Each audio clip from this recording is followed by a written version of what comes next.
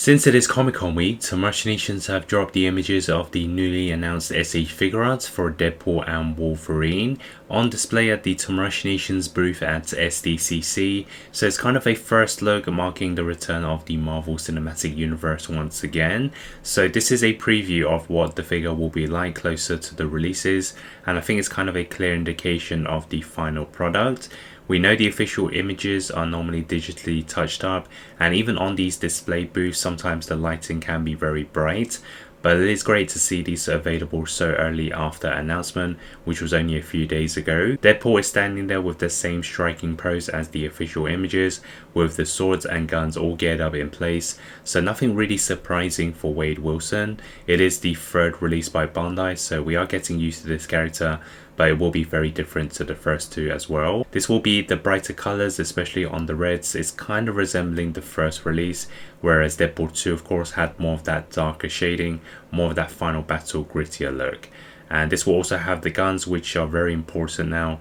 Deadpool 2 also had them, but if you remember the first release, we're missing them due to a ban. And for Wolverine, this is the moment a lot of people have waited for, the yellow and blue suit, but most importantly the mask, which is the most accurate one to the comics now. It is one I still need to get used to, even though it is comic inspired. Of course, with that height, we know Hugh Jackman is very tall, making this very unique, and the fact he also has long sleeves, which is also very different to anything else out there. So both the releases are ones to look forward to for the next phase of the Marvel Cinematic Universe, and they have been set for a release at the end of the year in December. And hopefully these will bring more hype once I see the movie, since the Deadpool franchise is something I'm not too into. It's more for Wolverine and the X-Men nostalgia, but no doubt these two together will bring some excitement to the figure display, with all due respect to what we've seen for Phase 5 so far. And for the upcoming Spider-Man Across the Spider-Verse, the rooftop editions of Miles and Gwen have been shown, showcasing the newly unmasked head sculpts we didn't see in the first one.